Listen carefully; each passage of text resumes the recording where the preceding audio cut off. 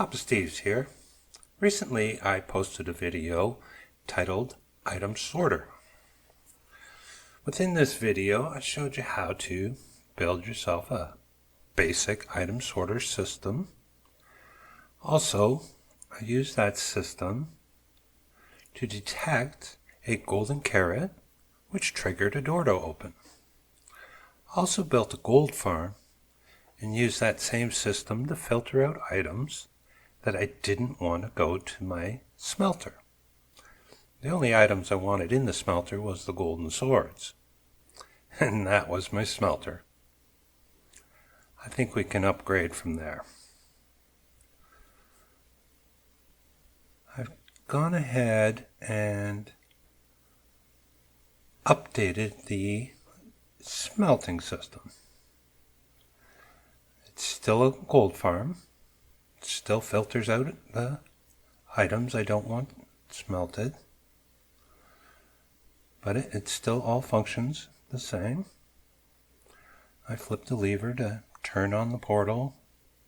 Flip the lever to turn on the trident killer. All my zombified piglins will start spawning in.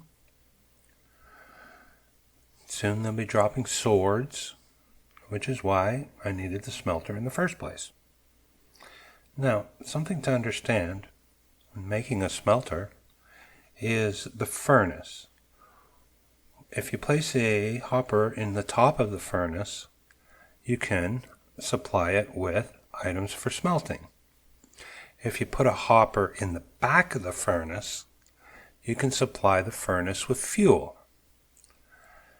A hopper under the furnace will collect all the items that have been smelted. Now in my system here, I've added a chest. Can't just smelt golden swords. Within this chest we can place all the items that we want smelted. There's a lot of different things. Gold to copper to iron, even stone, sand, potatoes. There's a lot of items that do need to be smelted. These items will flow in and be added to the line for smelting. Now that the system's full, we can see all our furnaces are firing and everything's getting smelted. Now let me show you how it works. With the use of minecarts, now I'm using minecarts with a chest. This time it just holds more stuff. On top of each of the furnaces there's a hopper. On top of that hopper is a rail line, and my minecart rolls along it, deposits one item in each hopper on each way, so it actually drops off 20 items. We have a special rail here. This is called a detector rail. When the minecart goes over it, it sends a signal. I feed this into this pulse extender, very long pulse extender, which turns off the power to this power rail that the hopper's on top of. Right there. When that power's off, the minecart will stop. When the minecart stops, gives the hopper a chance to load up that chest with a large number of items. Now those items can go along the track and evenly distribute one item in each of the furnaces. Okay. Here we have the fuel side. Here we're using bamboo for fuel. Okay, it's the exact same system.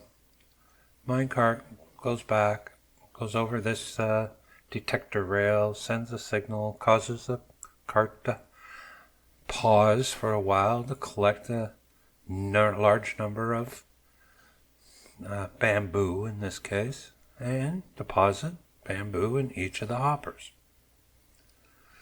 Now bamboo's not the greatest of fuel sources, but when you got a lot of it, it kind of makes up for it.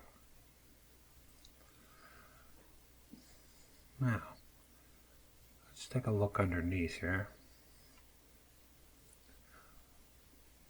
This requires a lot of hoppers. These are the fuel lines all going directly into the back of the furnaces. Notice they're all bamboo, each and every one of them. Up here we can see we got a ton of bamboo, so shortage of fuel is not an issue. Bamboo farm isn't really even that big. It's your typical farm with mine cars rolling underneath, picking up what's been harvested, dropping it off into a hopper line. It all fits inside one chunk. Now, I use a hopper clock. Hopper clock is just basically a really slow clock that will pulse at intervals that you can change. So rather than using observers to observe the growth of the bamboo, I just trigger the pistons for harvesting every once in a while with the use of the hopper clock. These items are harvested, goes through the hopper line, gets picked up by the mine cart with the chest to distribute evenly through the fuel system of our super smelter. Now, come back out front. We can see all our furnaces are working hard. We've already got 3.5, probably 4 stacks of items smelted already.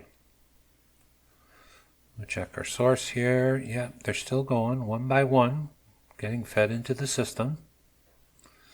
Zombified piglins are still there.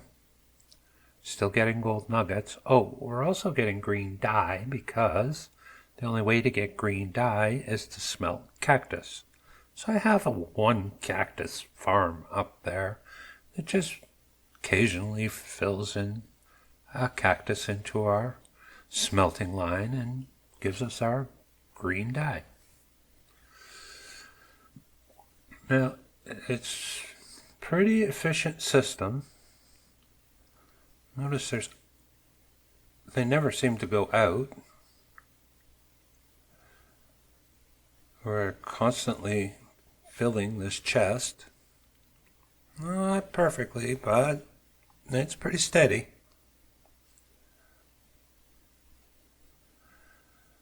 Well, that's it. That's my zombified piglin, trident killing, item dispensing, bamboo fueling, super smelter. Tell that one to all your friends. It's Poppasteves signing off.